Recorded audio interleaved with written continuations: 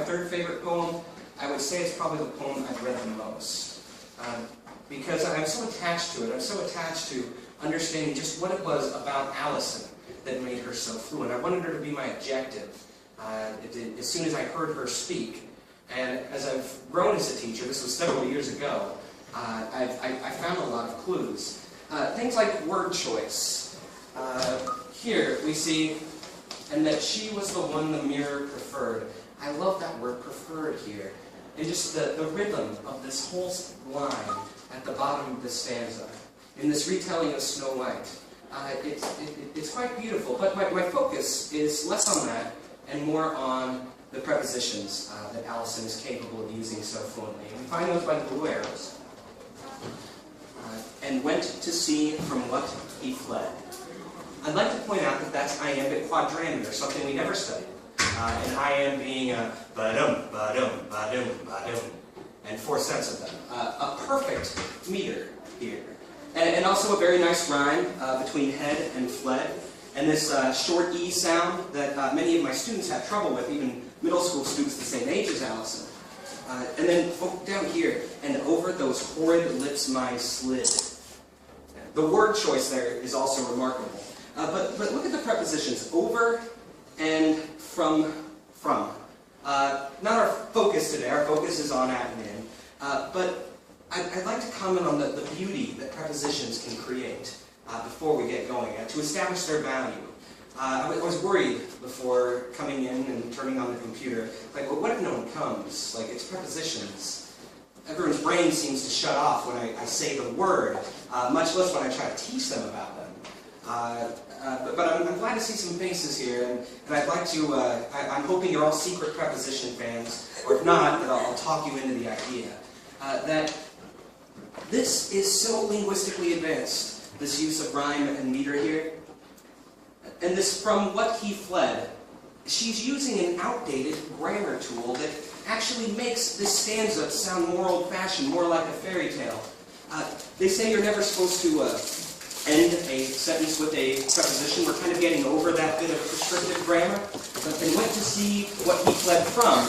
That's more how a native English speaker would use it. And I've heard Allison, she's capable of doing that, and often does. But here she actually had the control over her syntax to know that she could get away with moving that over here. And it created a more powerful effect.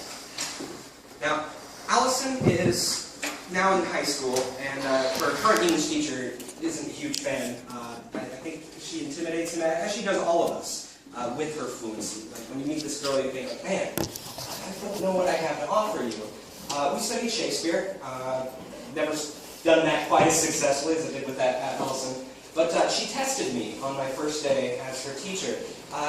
She asked me a question that had been troubling for her for a while, and that she'd actually asked many teachers before me, and I think she may actually be asking teachers after me just to gauge them. She asked, why do we ride on a bus, but in a car? And that's a troublesome question, terrifying question, really. It speaks again to her fluency. She knew the rules, but she didn't have the theory to connect them. She'd gotten to the point where she was able to find patterns in language, but this was a pattern that was eluding her. Despite knowing what she was supposed to say, she couldn't say why she was supposed to say it. And that's the meat of this presentation.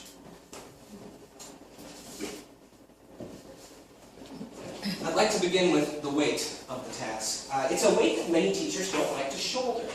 I have a colleague, excellent teacher, who his philosophy on prepositions is that he tells his students a preposition is a word that is not a noun, a verb, an adjective, an adverb, a pronoun, an interjection, or a conjunction. Or an article. What's left over? Excuse me? Article. It's not an article either. It's not an article. I debate that. Do I call an article a part of speech, or do I just call it an adjective? I question that myself. And he defines it by the opposite. He says, well, they're so complicated, and the rules are so fuzzy, and you can't teach one without teaching a million of exceptions. I'd rather not bother, and get back to some creative writing, get back to something where I can see and measure their growth. And I think that's valid. I see where you're coming from. And this is a methodology speech. I want you to leave here with some ideas for your own classroom. And if that thought appeals to you, I won't tell. If you would rather define prepositions as what they are not, you may. But I find that incomplete. I've been accused sometimes of being a content teacher who teaches content before teaching students. And I face that criticism with pride, perhaps a bit of longing. And then I try to couch it as, well, I try to teach content to students. Please forgive me. Why is it so hard? And I'd like to turn that to you. Can I get an opinion on what it is about prepositions that makes them hard to teach, from your experience? They're inconsistent. Inconsistent, okay. They're very common. Very common. I think that might be enough. No certain rule. Yeah, absolutely. And it's troubling how the most fundamental parts of English are often the ones that are most troublesome to teach. It is in our second breath that we start to teach exceptions. It's like, oh, if you want more than one thing, you add S. Or sometimes ES, or maybe an REN if it's child. And these are the fundamental things. Our kids need the word children to talk about themselves. It is essential. So the hardest grammar appears at the most fundamental level. And then there's this breather you get around third grade where you've gotten past all of the nasty stuff, all of the exceptions. And you're like, oh, we're going to write sentences and a poem and some stories. It's going to be awesome, kids. And then they hit middle school and then they have to learn the theory behind it. And then their lives are rough again. But there's that glimmer of hope around third grade. It's my favorite grade to teach because they're not to the point that it gets out of control, but they're past the point where it was out of control. Let's look at prepositions a bit more in depth. This is corpus-based. I know I've been seeing a lot of conventions, presentations about the English corpus. It's a great tool. And this one, I recorded the 20 most common words in English, and I'd like to know, what do you see? They're short. Short. Mostly prepositions. Mostly prepositions. Yeah, absolutely. And I would also argue mostly hard to teach for the same reasons that they appear so often and because they are so difficult to define. The number one slot is probably my number one headache. I assume it's yours. I dream that I'll know enough about the word to give this presentation next year on articles, but not yet, not yet. I think I is maybe the least troublesome on this list, but to hell with the rest of them. And the focus of our presentation today, on at number 17, at number 19, and mighty in coming in at number 6. I'd like to give you some data on these, from which we can reach some conclusions to prove ourselves right. Like, I think our observations are correct on why prepositions are hard to teach. And I'd like to make that scientifically defensible by looking at the corpus and Webster's. That's my source for this. I'm sorry it's unsighted. On has 27 definitions. I only consulted Webster's. Now, had I been a better scholar, I also would have picked up a phrasal dictionary and looked at the back end of every word of all the phrasal verbs and found all the verbs that ended with on, and then I would have another column that would be in the hundreds, but, well, I'm also a teacher. I had to mark books. And then at and in, a little bit more manageable. Between these three, we have a grand total of 40 definitions among 6 letters. And the rankings are number 6 slot in, 7.6 million utterances in the corpus. And I've probably heard the word in maybe 200 times today in conversation, in presentations. And I never thought about them either. For me, understanding in is simpler than 1 plus 1. It's there. It's part of my thinking. It's part of how my brain is wired. But why is it so hard for my students to understand this concept of inness? By the way, test tip, if you have no idea, guess in.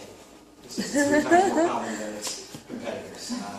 Again, if you only want to take away one thing, that's one option you have. You can go back to your school and say, all right, everyone, I don't feel like teaching you prepositions. If you ever see in, circle. These are old words. On, this is referencing the Oxford English Etymological Dictionary. On is about 1,000 years old, going back to Old English. At and in are thousands of years old, yet they're still around. And the languages have changed so much since then. The older a word is, the more complex we can expect it to be. At and in, part of what makes them so complicated is that the language has turned on its head. It's jumbled itself up. Our vowels, we've gone through, I believe, 2 major vowel shifts, where we started pronouncing every vowel differently, and then did it again. And our language has been captured by other languages that have left behind souvenirs, like 50 words for a pig. Like the French invaded, 1066. They took over English and they said, all right, we have the power now, English speakers do not, and tasty pig is called pork. And so everyone had to learn the word pork. We didn't need another word for pig. We just had to we had to follow the path of power. And that happened when the Romans took us, and it's happening now as the world is taking us and as we're taking the words. And now we're eating sushi and kimbap. Someday we'll need that distinction. Someday that might become common knowledge back in the United States and the UK and Australia. And that's bizarre and that's scary. And it doesn't make our jobs any easier. And the more important an idea is, the less likely it is to go away. I keep talking about prepositions as something fundamental. And I want to stress that a bit more by pointing out onness and atness and inness appear so often that we can't get rid of them. We can't just innovate a new preposition. Like I heard about a new verb the other day, squinched. Has anyone heard of it? It was in an article about things that high school students are making up to say to one another. And squinched would be used in the context of he squinched into his seat. And that makes sense. What a beautiful word. And I still remember when dot made it into Webster's with a new definition because of .com. So that was when I was in high school. It was one of my first like moments as a fledgling English guy. Like, oh, that's interesting. Why do I find that interesting? Am I going to Korea later? And this is a key point, that because prepositions are so fundamental, because they've been around for so long, we don't actually need that many. We only have 100. That defies all of the other trends we see in English. Nouns, they keep growing and growing and growing and keep adding more. Verbs, high schoolers are making up new ones. Eventually they're going to be in movies, and we're going to be old people scratching our head having to learn them. And prepositions don't do that. We don't make up new ones because they're just thread. They just stitch things together. Many teachers, even highly successful teachers, have to look up preposition if asked to define it. That it's a part of speech that shows a relationship between words and phrases. But I like this definition. I find it a little pretty.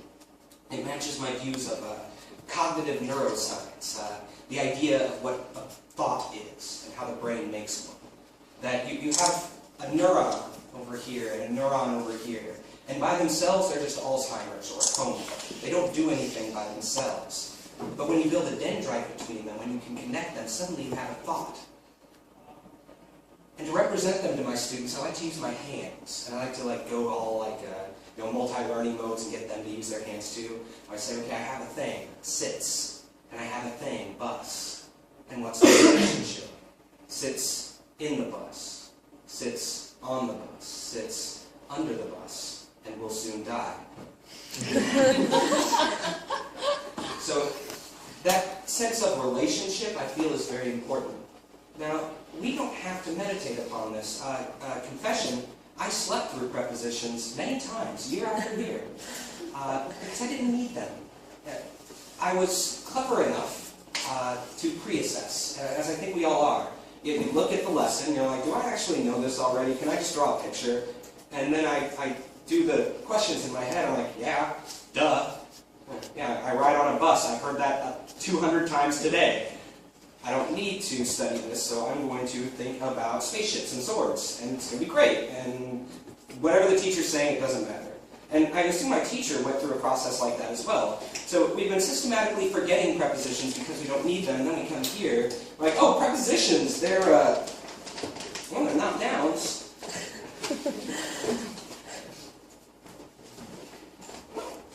But our students need them.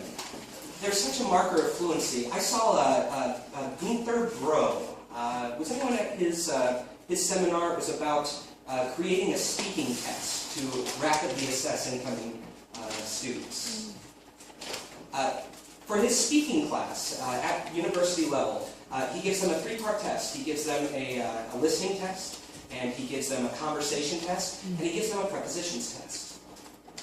And he's not citing me or anything, but he feels that prepositions are a really great indicator of fluency. That it separates the high-level fluency from the low-level fluency and a lot of stuff in between. And if someone lands perfect prepositions on him, he knows, hey, they've been to America, and they need to take this class, and he'll give them exemptions, offer them exemptions 3 days before the school does. He catches the mistake first because his tests are so effective.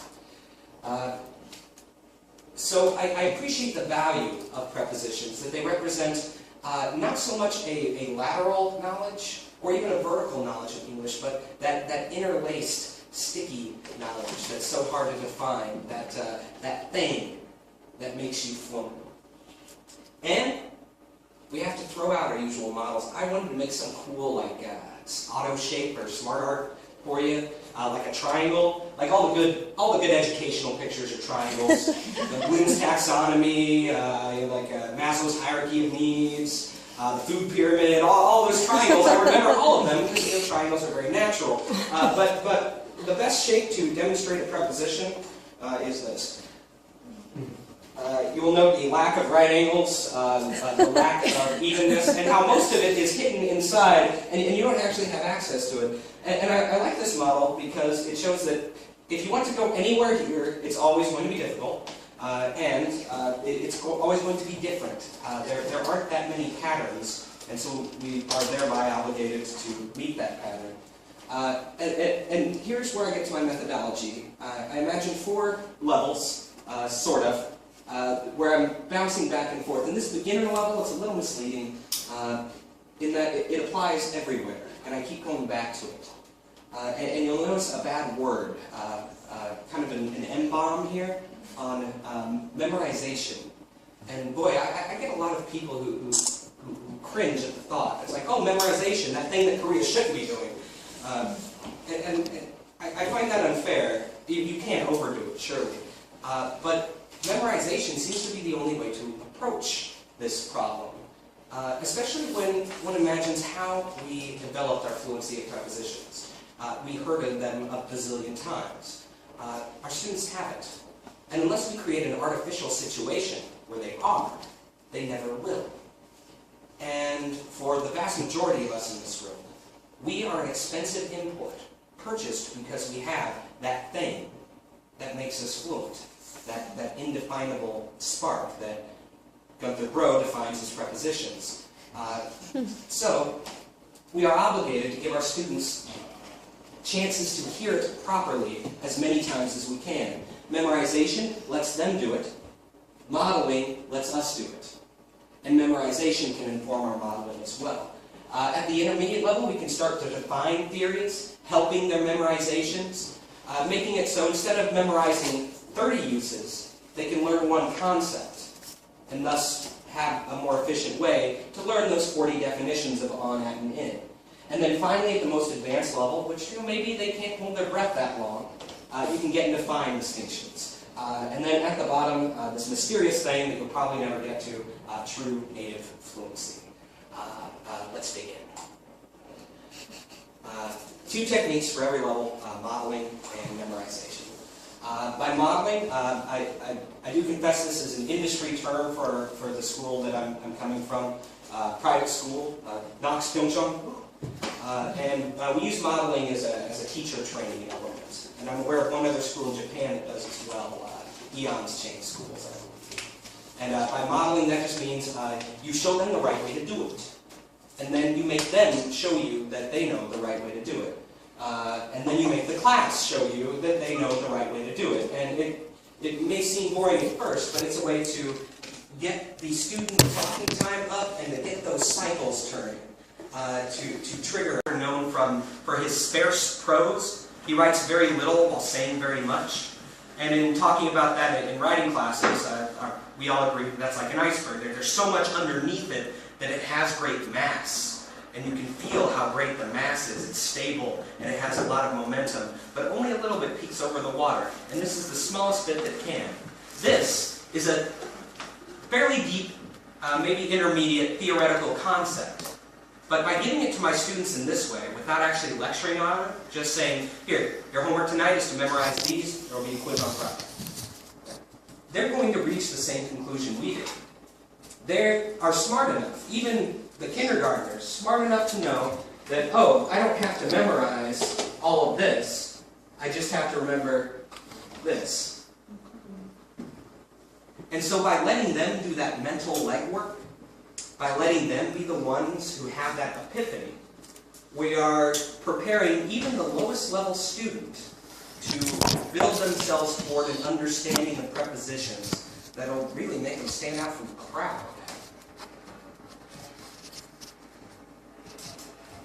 But I've got to assess, and the way I would assess this would typically be a rapid cold call around the room with corrections where the class models it. Again, trying to get up to that 3,000 times I feel my students need to hear this. So for this, I want your help on this. I'd like you to say the preposition as I point at you. If you don't answer in 3 seconds, I'll point to someone else. I wake up. On. I wake up. On. Not on. Can someone give me the other one? I wake up. At.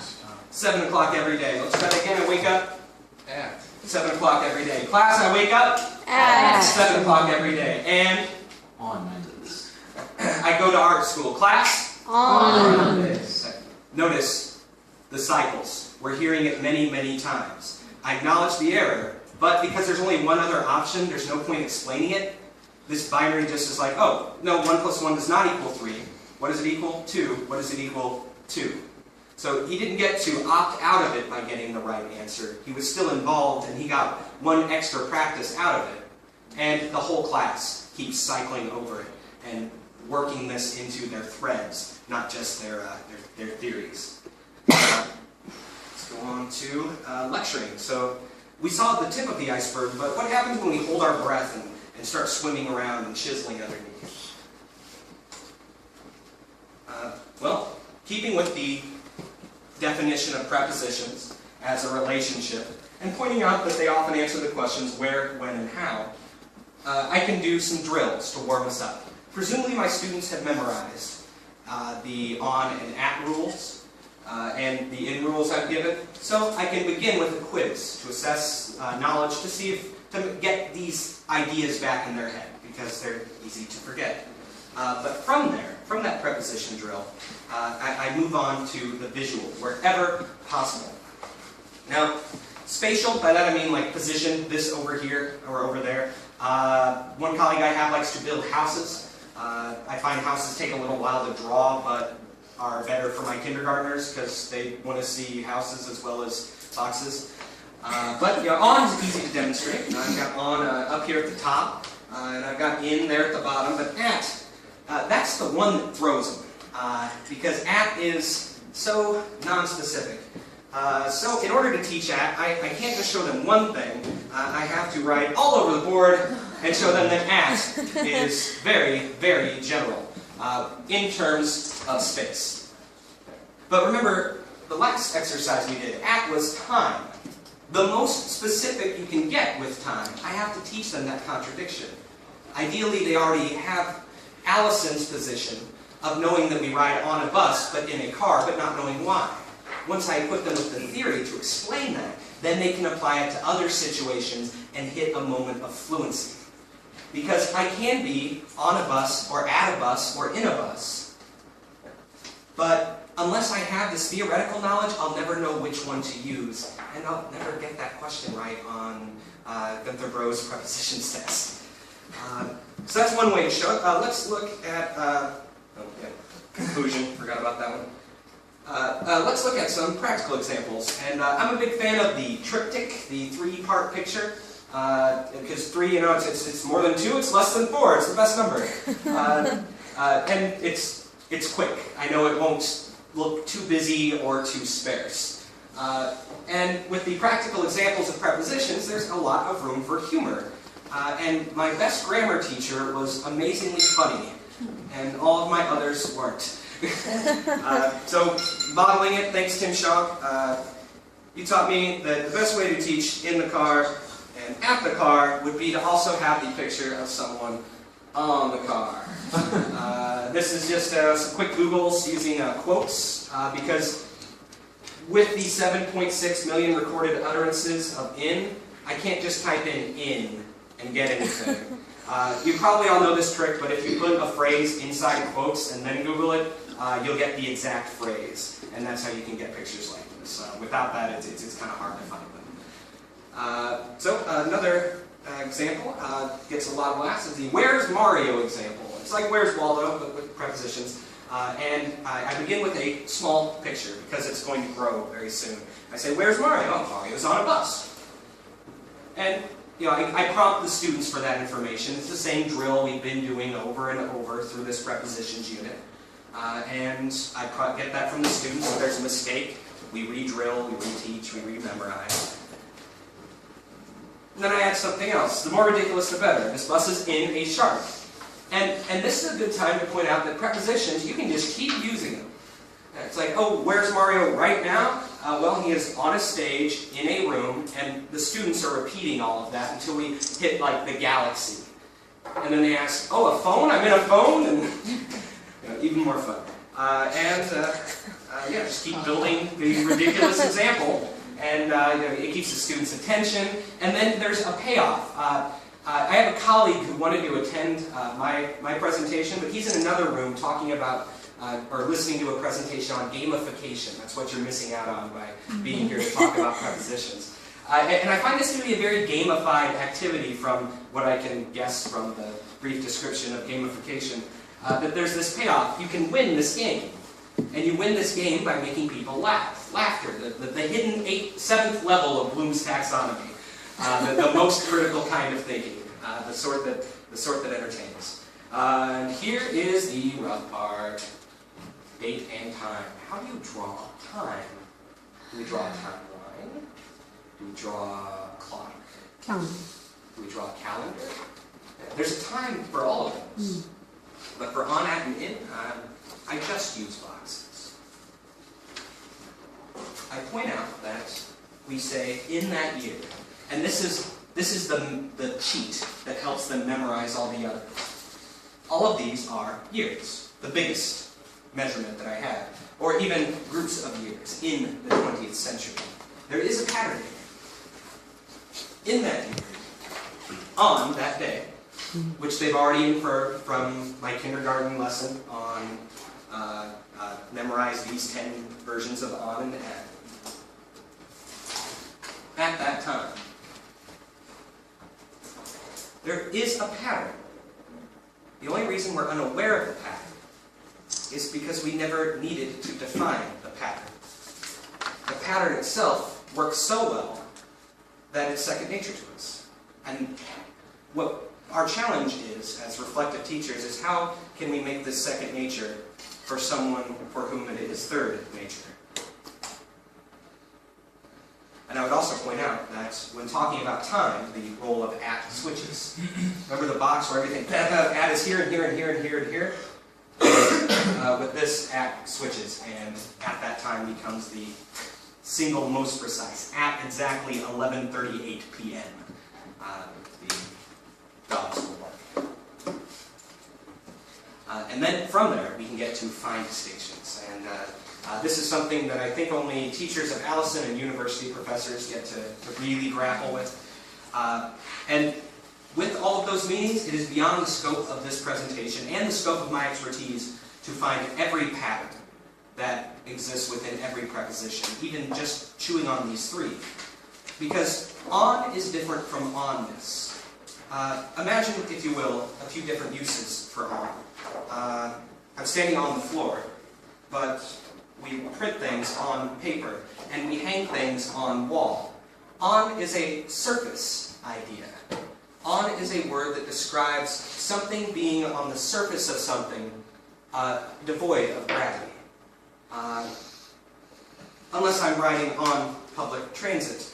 And then I need another grouping. I can't get, there's no single definition I can give that will give every definition and every possible usage. My goal is to shrink down these seemingly infinite meanings into bite-sized chunks. And then, once they got that down, I can start showing them when do I use one over the other. Well, I guess I jumped the gun on this. Sorry. On, word of support. We also use it to talk about carrying things. My clothes are on my body. The nail supports this. And with this triptych, it seems a lot easier, doesn't it? With these three pictures, it's like, oh yeah, duh, that's what on this is. Except for all those cases where it's not. And as long as we don't worry too much about the exceptions, as long as we don't naively say, oh yes, I can teach you what on means in response to a confused student's question, then there's hope, then it's attainable.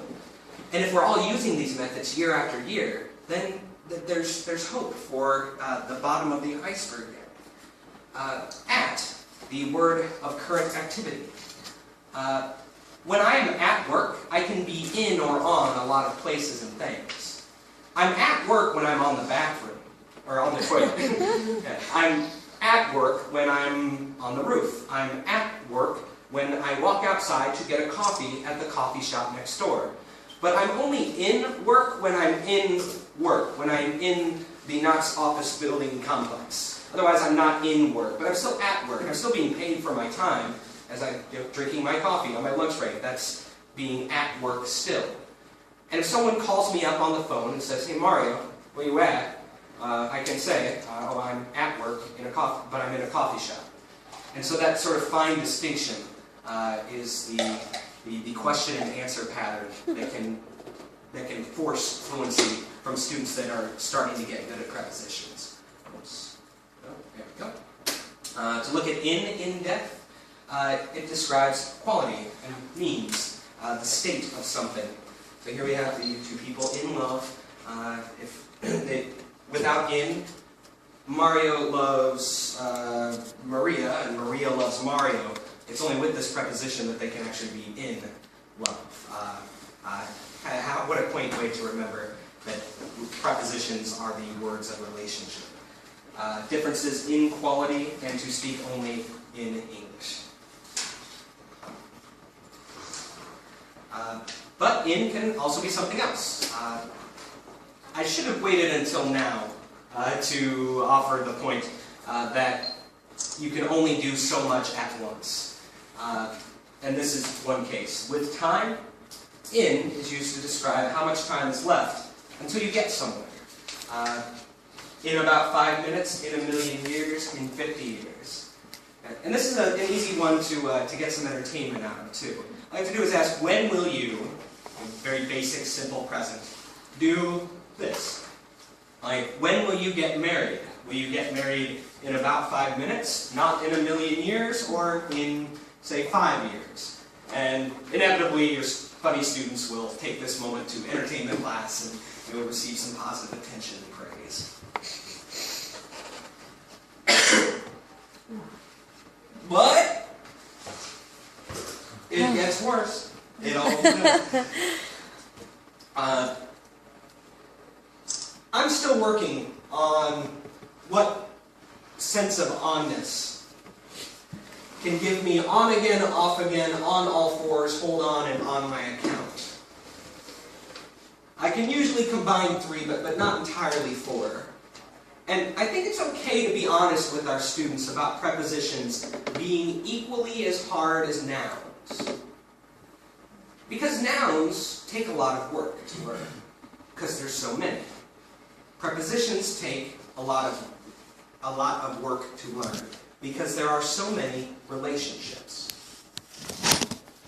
And as we saw in the poem at the beginning, prepositions are the artist's flourish, something you can use to express your fluency in a way that will dazzle and impress, a way to manipulate the language in this way that no one else can seem to understand. And that's one reason all of these are so strange, too. In a nutshell? It's not in a nutshell. Oh, I guess it's in the shell of a nut, and it's small, and I can eat it in one bite. I guess that makes sense. That's a cool metaphor. A lot of these are metaphors. And I didn't check, but I imagine a lot of these can be traced back to our greats, like Shakespeare or Chaucer. Like, they have many prepositional phrases and idioms under their belt. So let's be honest with ourselves and with our students and say, welcome to the 8th part of speech, prepositions. Do you remember how hard nouns were? Do you remember how hard conjunctions were? Do you remember how hard adverbs were? And do you remember when I brought up adverbial phrases? It's time for prepositions, guys. You're not done yet. Quick summary. Beginner, intermediate, advanced levels. Beginner level, pure memorization, modeling, and hiding everything that you know are my suggestions based on my reflective practice. Your mileage may differ. The intermediate level, that's where I still use memorization, but I start to support it with conceptual shortcuts.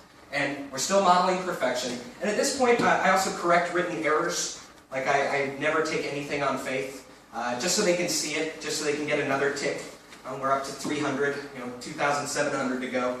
And to be a source of expertise, to correct and to help when students are genuinely curious. And then at the advanced level, memorization, broad conceptual understandings, like here are 3 new versions of on this. Modeling, correcting, and commenting now, because we've started to have dialogues about what prepositions mean, and to share and build expertise for my students.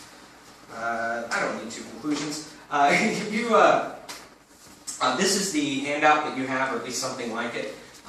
It has most of the larger slides in case you want to borrow any of these methodologies. You're welcome to plagiarize me.